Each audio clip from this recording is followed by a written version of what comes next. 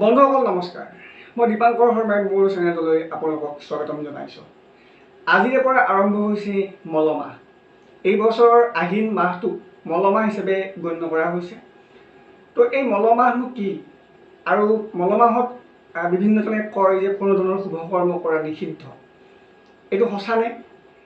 আমি মলমাহত কোনো ধৰণৰ শুভ কৰ্ম কৰিব নোৱাৰোঁ নেকি? আৰু এই মলমাহনো কি কাৰণে হয়? এই সকলোবোৰ কথা এই ভিডিঅ'টোৰ জৰিয়তে মই আপোনালোকক জনাম। ভিডিঅ'টো আপোনালোকে শেষলৈকে চাব, স্কিপ নকৰিব।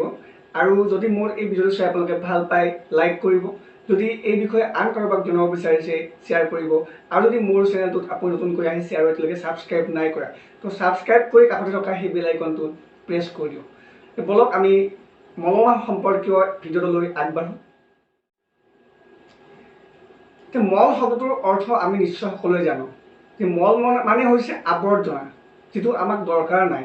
অতিৰিক্তভাৱে যিখিনি আমাৰ আৱৰ্জনা আছে সেইখিনি আমি মল বুলি জানো, অৰ্থাৎ লেতেৰা বস্তু, মলিনতা।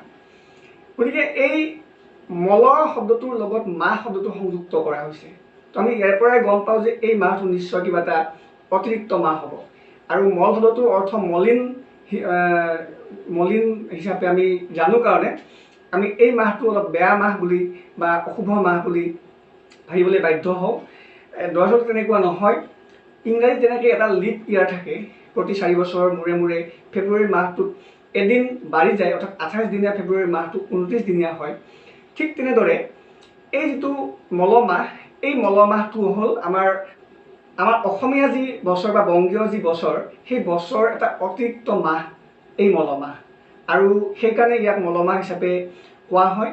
আৰু এই মলমাহটো প্ৰতি 2 বছৰ 3 মাহ বা 2 বছৰ 9 মাহ, 2 বছৰ 3 মাহৰ পৰা 2 বছৰ 9 মাহৰ ভিতৰত এটা মাহ মলমাহ হিচাপে গণ্য কৰা হ'ব। আৰু এই মলমাহটো হয় কি কাৰণে?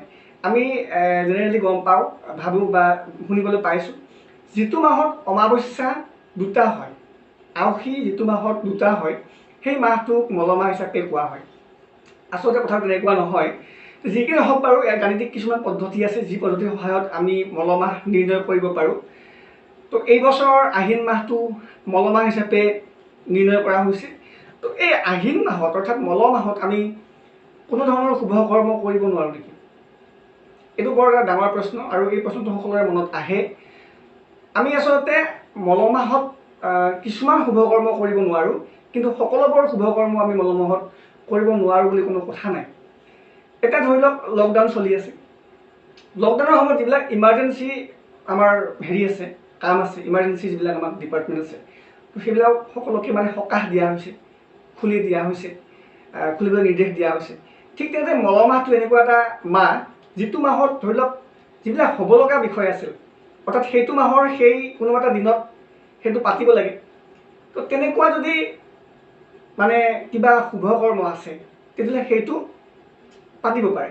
যে নৃত্য কৰ্ম, সদায় যিবিলাক আমি ডেইলি পূজা কৰোঁ, তাত কোনো বাধা নাই, নৃত্য কৰ্ম আমি কৰিব পাৰোঁ।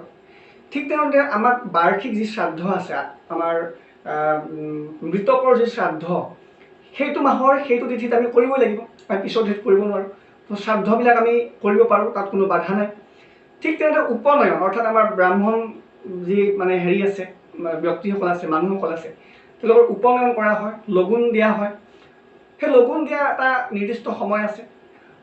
ব্ৰাহ্মণসকলৰ কাৰণে জন্মৰ পৰা, যি ল'ৰাজনৰ জন্মৰ পৰা ধৰা হয় 8 বছৰৰ মূৰত লগুণ দিয়া হয়, কিছুমানে 12 বছৰৰ মূৰত লগুণ দিয়ে বা উপনয়ন কৰা হয়। তো সেই যিটো দিন যদি মলমাহৰ ভিতৰত পৰি যায়, ঠিক 8 বছৰ যিটো পূৰ্ণ হোৱা দিন, সেই মলমাহত যদি পৰি যায়, তেতিয়াহ'লে সেই দিনটোত উপনয়ন কৰাটো নিষিদ্ধ নহয়, কৰিব পাৰে।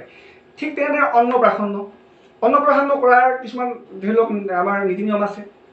যেনে জন্মৰ পৰা 9 কোটি দিনৰ 9 কোটি, অৰ্থাৎ 180 দিন, 180 দিন যদি জন্মৰ পৰা হয়, জন্মৰ পৰা 180 দিনৰ ভিতৰত অন্নপ্ৰাশন কৰা হয় বুলি এটা নিয়ম আছে। গতিকে সেই 180 দিনটো যদি মলমাহত পৰি যায়, তেতিয়াহ'লে সেই মলমাহত অন্নপ্ৰাশনটো কৰাটোও কোনো ধৰণৰ অশুভ কাম নহয় বা কোনো ধৰণৰ নিষিদ্ধতা নাই। গতিকে আমি কিছুমান কাম যিবিলাক ধৰি লওক সেইটো দিনত পৰি যায়, তাত বাহিৰে বেলেগ দিনত আমি কৰিব নোৱাৰোঁ, তেনেকুৱা কাম মলমাহত কৰিব পাৰে। নিত্যকৰ্ম কৰিব পাৰে, শ্ৰাদ্ধ কৰিব পাৰে, সপিণ্ডন কৰিব পাৰে, নান্দিমুখ শ্ৰাদ্ধ কৰে। এইবিলাক আমি যিবিলাক ধৰি লওক সেইটো দিনত কৰিবই লাগিব। তেনেকুৱা ধৰণৰ যিবিলাক আমাৰ শুভ কৰ্ম আছে আমি সেইবোৰ মল মাহত কৰিব পাৰোঁ। কিন্তু বিবাহ, আমাৰ বিবাহ, গৃহাৰম্ভ বা গৃহপ্ৰৱেশ, তো এইবিলাক আমাৰ ইমাৰ্জেঞ্চি নহয়। লকডাউনৰ সময়ত এনেকৈ ইমাৰ্জেঞ্চি ডিপাৰ্টমেণ্ট থাকে, এইবিলাক ইমাৰ্জেঞ্চি নহয়, আমি দিনটো সলাব পাৰোঁ। বিবাহৰ দিনটো আমি মল মাহত পাতিব নাপাতিলেও আমাৰ কোনো অসুবিধা নাই। আহিন মাহৰ পিছত যদি বিবাহৰ দিন পাতোঁ আমাৰ কোনো ধৰণৰ অসুবিধা নাই। ঠিক তেনেকৈ গৃহাৰম্ভ বা গৃহপ্ৰৱেশ আমি বেলেগ দিনতো আমি গৃহপ্ৰৱেশ কৰিব পাৰোঁ। তাততো কোনো ধৰা বন্ধা নিয়ম নাই যে এইটো দিনত গৃহপ্ৰৱেশ কৰিবই লাগিব। গতিকে কিছুমান আমি কাম আমি শুভ কৰ্ম কৰিব নোৱাৰোঁ, যেনে বিবাহ আমি কৰিব নোৱাৰোঁ। বিবাহৰ দৰে গৃহপ্ৰৱেশ আছে, গৃহাৰম্ভ আছে, এনেকৈ ধৰণৰ যিবিলাক ধৰি লওক আমি নকৰিলেও হয়, তেনেকুৱা ধৰণৰ শুভ কৰ্ম মানে আমি মল মাহত আচলতে কৰাটো উচিত নহয়। কিন্তু নিত্যকৰ্ম হওক, উপনয়ন হওক, অন্নপ্ৰাশন হওক, শ্ৰাদ্ধ হওক, সপিণ্ডন হওক, এইবিলাক আমি কৰিব পাৰোঁ, তাত কোনো ধৰণৰ বাধা বাধকতা নাই। তো আজিৰ পৰা আমাৰ মল মাহ প্ৰবৃত্তি হৈছে, অৰ্থাৎ আহিন মাহ আজিৰ পৰা প্ৰবৃত্তি হৈছে। আজি ৰাতিপুৱা 10:19 যোৱাৰ পিছতে আমাৰ আহিনৰ মাহ আৰম্ভ হৈছে আৰু অমাৱস্যা তিথি তেতিয়া লাগিয়ে আছে। আৰু আজি আবেলি 4:48 অমাৱস্যা তিথি আছে, অৰ্থাৎ আহিন মাহটো আৰম্ভ হোৱাৰ লগে লগে অমাৱস্যা তিথি আছেই। 4:48 যোৱাৰ পিছত শুক্লপক্ষ প্ৰতিপদ তিথি আৰম্ভ হৈছে।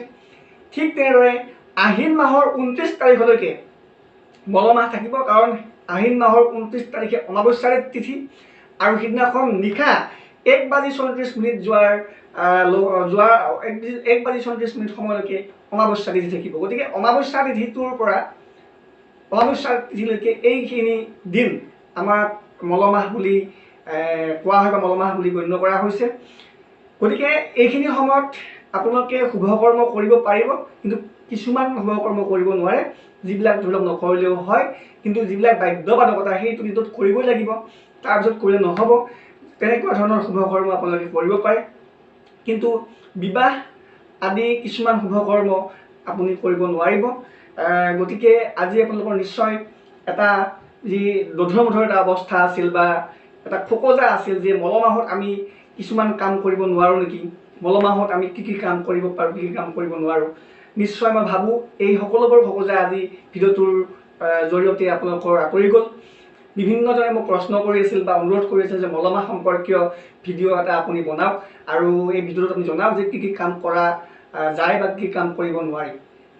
গতিকে তেওঁলোকৰ অনুৰোধৰ প্ৰতি সন্মান জনাই মই এই বিষয়ে ভিডিঅ'টো বনালোঁ। নিশ্চয় ভিডিঅ'টো আপোনালোকে চাই ভাল পাইছে। যদি ভাল পাইছে কমেণ্ট বক্সত ধুনীয়া ধুনীয়া কমেণ্ট কৰি মোক নতুনকৈ ভিডিঅ' বনোৱাত উৎসাহিত কৰক। আপোনালোকৰ ওচৰলৈ সদায় মই বা সঘনাই আহিব পৰা নাই, ভিডিঅ' দিব পৰা নাই বিভিন্ন ব্যস্ততাৰ কাৰণে। গতিকে তাৰ কাৰণে ক্ষমা বিচাৰিছোঁ, কিন্তু আপোনালোকৰ মৰম আশীৰ্বাদ মোৰ লগত সদায় থাকিব। এনেদৰে আগলৈও আপোনালোকে মোক মৰম আশীৰ্বাদ দি যাব, তাৰে কামনা কৰিছোঁ। আজিলৈ এৰিছোঁ, আগলৈ আকৌ নতুন ভিডিঅ' দিয়াৰ প্ৰতিশ্ৰুতিৰে ধন্যবাদ জনাইছোঁ।